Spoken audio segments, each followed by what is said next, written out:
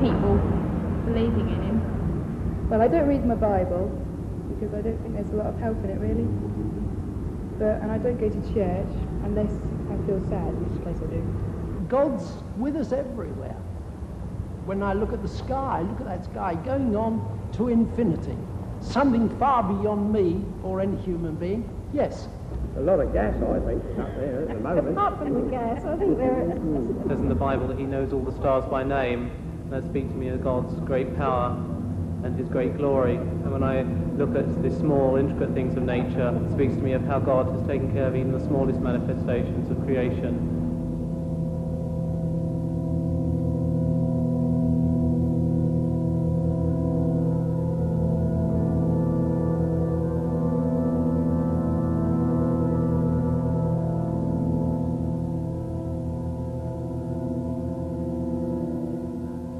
Good evening.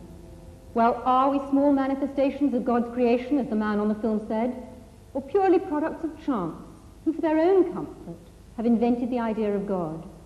To put it another way, did God create man or man create God? It's a choice everybody's got to make.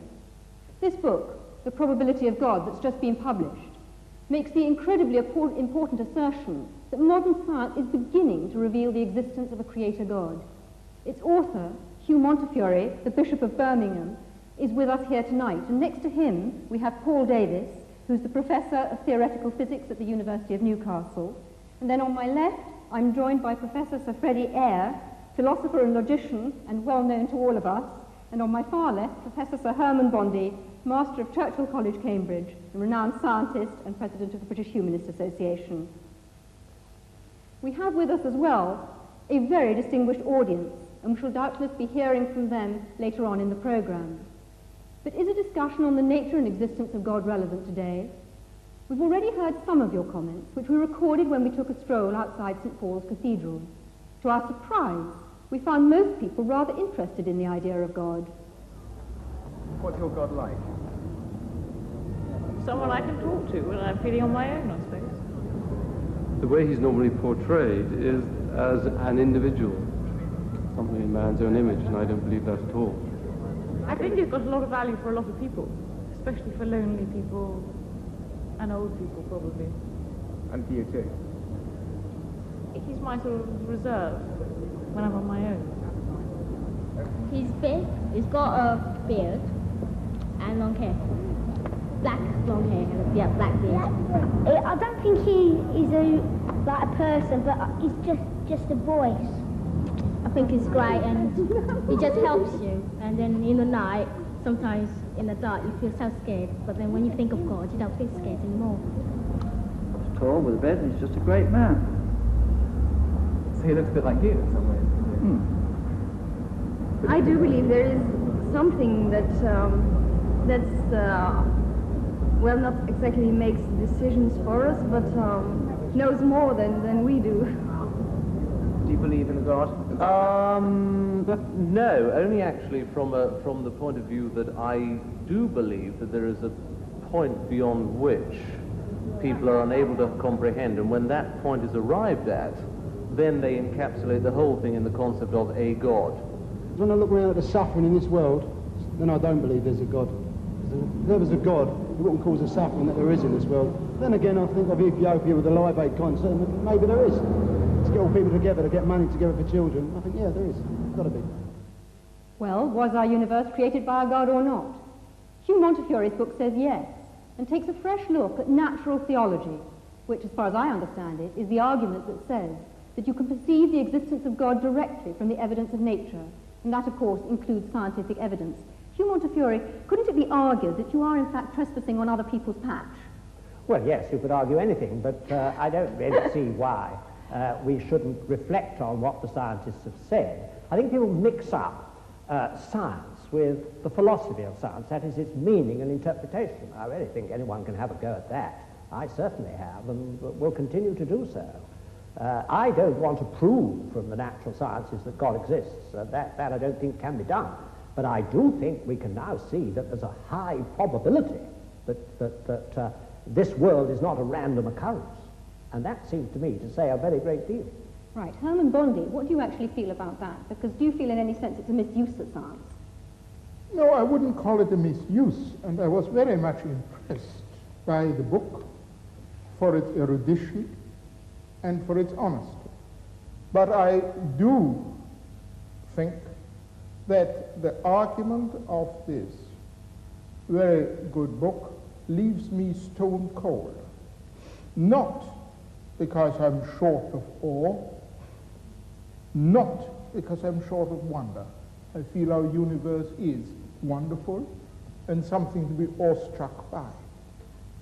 What worries me is that this book will be taken by many people to prove Christianity, or at least to make it probable, or to prove or to make probable some other religion in which there is a revelation which makes people say, I know God's will. And that, to me, is a great source of evil. No, well, I must come back here and say that all that you can do through natural theology is show the hunger in men and women's hearts for God's personal self-disclosure, which I believe that he has given us. And although terrible things have been done in the name of religion, I will agree with you. I also think that the most wonderful things have been done, and I'm always interested if people like you only mention the terrible things. Not only. Right. Earlier on, Paul Davis, I described you as Hugh Montefiore's scientific champion, and presumably you've got a considerable amount of sympathy with Hugh. Would you like to explain that a bit further? Yes, perhaps I could summarize my own position before I begin. Absolutely. As being perhaps best described as an awe-struck agnostic, which is to say that through my scientific investigations, I have become more and more impressed with the incredibly, stupendously intricate nature of the cosmos as we come to understand the universe in greater and greater detail. So it seems more and more remarkable that things have been arranged such that, in its broadest sense, the universe is self-aware. That is, that it permits the existence of intelligent observers, such as ourselves. And it seems to me that this is not something which is inevitable, that the world could have been arranged differently, and that the fact that things have been arranged so that we can exist and observe the world, and that, moreover, our existence seems to depend very delicately upon the organization of the cosmos and the nature of the laws of physics. The fact that that is so seems to me a puzzle, and a puzzle that deserves an explanation. In other words, I would like to know why the world is the way it is. I can't accept it as brute fact. I would like some sort of explanation. Right. Freddie Eyre, I imagine that as far as you're concerned, we've been talking a whole lot of rubbish so far. I'd like to hear your view on the subject. I don't think we've been talking rubbish. I think there's been a lot of bad logic. That's not quite the same thing. What the last argument comes to is saying the world is arranged as it is, therefore somebody arranged it.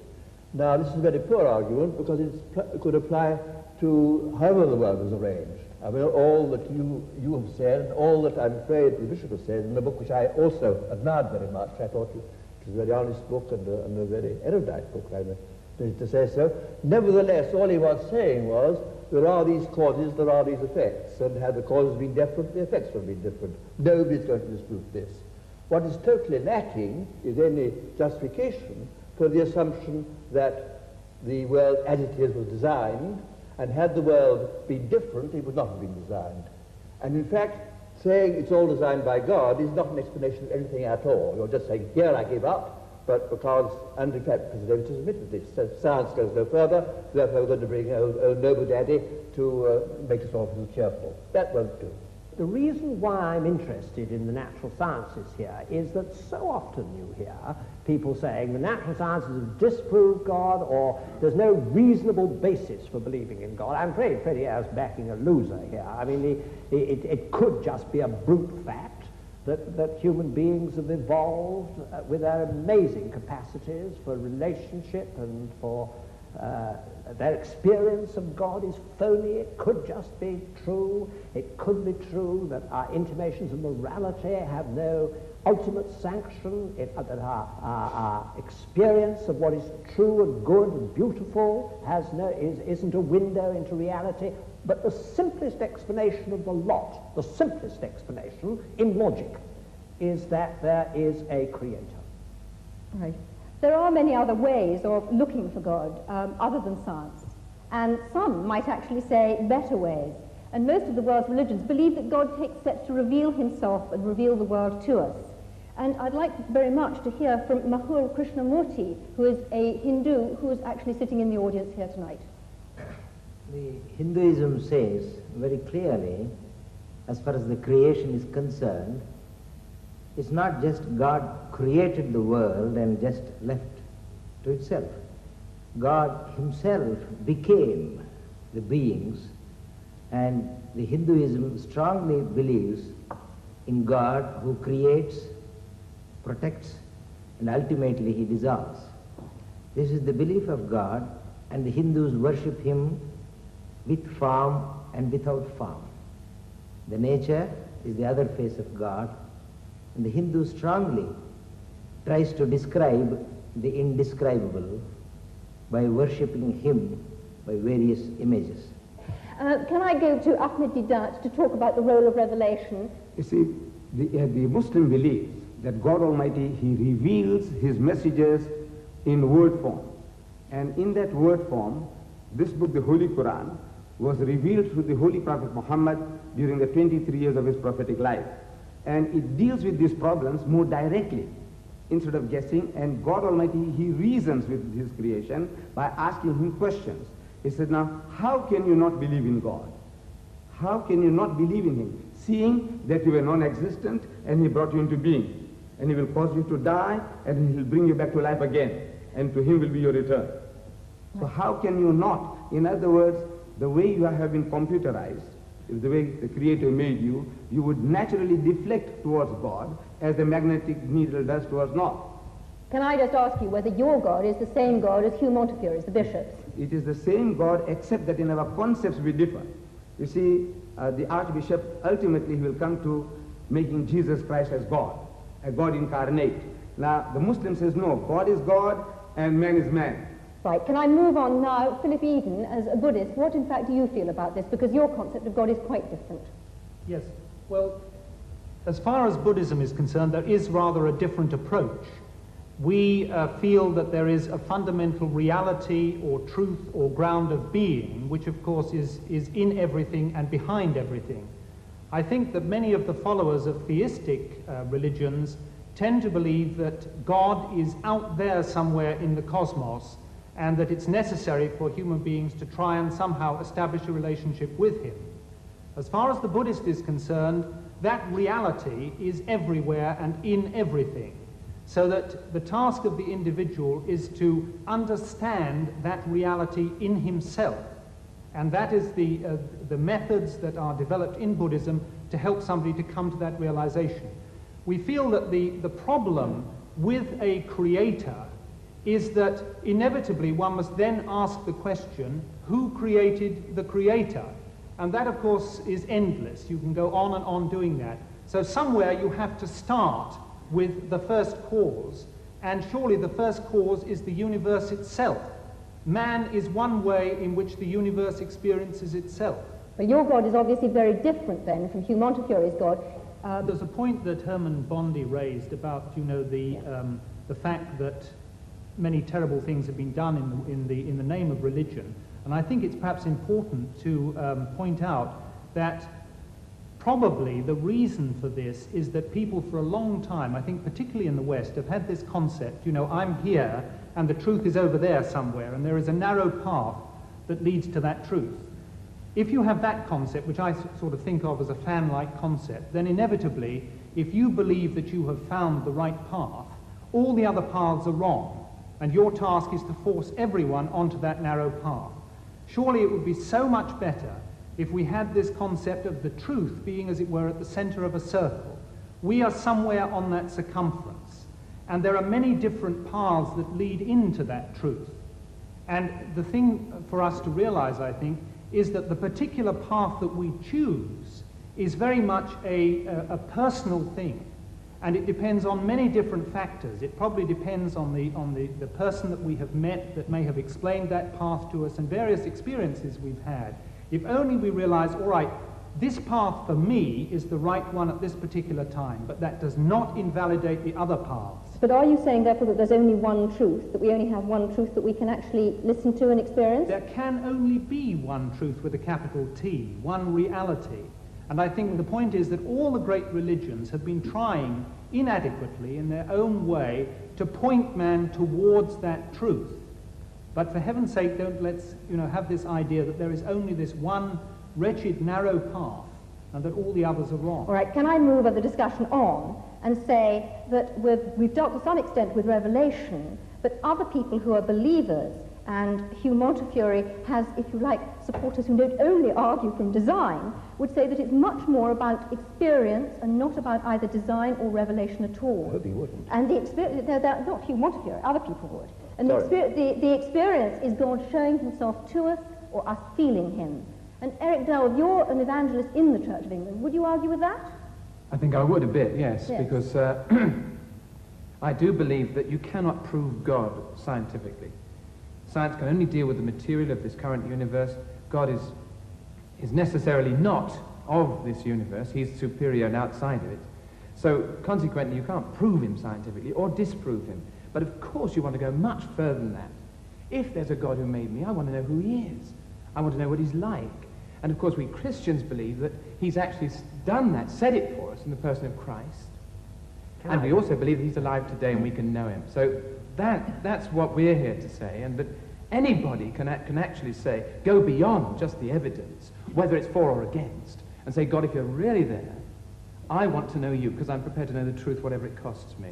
Right. Hugh Montefiore. I do actually think that religious experience is a very important pointer, and in my book I say it's the convergence of, as I see it, science showing us we're not just random products, probably not just random products, and conscience, and experience. I mean, why is it that between 30 and 60% of people, even in this secular country, lay claim to some form of religious experience? Pretty apt. And one point I'm continually making is that the postulation of God explains nothing whatsoever, because it's consistent with anything that happens. And of course it's consistent with people having religious experience, I mean, or not having it, or consistent with people who say consciousness is implanted. I mean, equally well you can say that sadism is implanted. I mean, whatever is, but you've got to explain in some way that it would have been otherwise if there had not been a creator. And this is what is totally missing, any kind of rational argument. Right. I actually wanted to bring up just something of the evidence that is within human experience of just the sheer business of significance. When I say to my wife, I love you, I mean something. I do not mean I, an accidental conglomeration of molecules from some antediluvian swamp, happen to feel a totally accidental attraction towards you, another totally accidental conglomeration, etc. I mean I love you. And if you say to me, but you're just an accident happening to another accident, something inside me says, that's not right. Now, that's not good scientific evidence, but it's human evidence. And I don't honestly think you can ignore it. It's part of humanity. And in the end, what it means is, I mean something because there is a meaning, and there's a meaner. I must protest against the previous speaker's grotesque misuse of the word accident. I have a wife too, and I love her very much. When I say that I love her, I don't accident. I don't believe that she came into the world uncaused any more than that I did, or my love doesn't have a cause, psychological cause. This levity in using these words shocks me. But Freddie, you do think that both you and your wife are the product of an ultimately meaningless process, don't you? If you mean that I don't think that our existence was planned by some supernatural being, yes. No, but meaningless. I do not accept the word meaningless. I do not think that my love for her is meaningless. I think my love for her has a very great deal of meaning. It's very intense. Has meaning for you, and for her ultimate meaning. I don't know what ultimate meaning means here. I'm going to move on because, in fact, we've gone slightly off part of our subject and we haven't looked at other ways of experiencing God. Many people say that there is a different way, a much quieter way of experiencing God. Can we ask Sister Martina Hayden? I mean, I've listened with great interest to the arguments, and I couldn't help looking back over my own life. I mean, I found myself a Catholic, born in Catholic Ireland. I thought there was nothing else in the world. And my journey has been about finding out all the different aspects of the truth. And I went through all the phases of trying to prove the existence of God, from arguments and learning about the first cause uncaused, and it left me as cold as ice. It just didn't do anything for me as a person. And I think in these last years it has been much more about looking for God within the design of my life, actually seeing design in my life, how somehow I am being led. I mean, even the fact that I join an order which is dedicated to searching for truth is not, to me, an accident. And I hear all the different truths, and I'm really excited about what's happening in science, because I can see that that really is, there's a convergence of truth. And there's so much more humility. I'm not saying I'm humble. As they say, if you say you are, you aren't. But I'm saying that scientists, theologians, people in general are much more humble than they were, say, 20 years ago. I mean, I was locked in combat with Freddie Eyre 20 years ago or so about conscience. I wouldn't argue that way now. I don't want to. Well, I can't match his mind, and I don't think the mind can actually say it all. I find myself going to my heart about religion, and I just discover more evil in myself and more good as I go along. And the revelation of Christ in Christianity helps me there immensely, because I find that Christ didn't talk theological argument or logical argument. He didn't use any of those. He talked about the lilies of the field. He said the kingdom of heaven is like, that's a simile. So for me, God is revealing himself in me, in everybody. You know, I felt really close to the Buddhist gentleman who was speaking over there. I really felt I can relate to that too. I can look into the heart of a rose and it speaks to me. I can also look into the Bible and it speaks to me. Professor Eyre, are you going to say that that's not a valid experience and that that's not a valid argument? I think it's not an argument at all. It's a very moving and personal position, which I'm the last to want to criticize. Right. Well, this debate hasn't included one essential element, and that's looking at the alternative choice that belief in God is totally man-made. Hans Isaac, how do you view that? Well, as an atheist, of course, I can't believe that God created man. I think my Well, parents had not. something to do with it. I have a distinct feeling that we're taking too provincial a view of the terms God and religion. We think of it in terms of dear old Pink Church of England.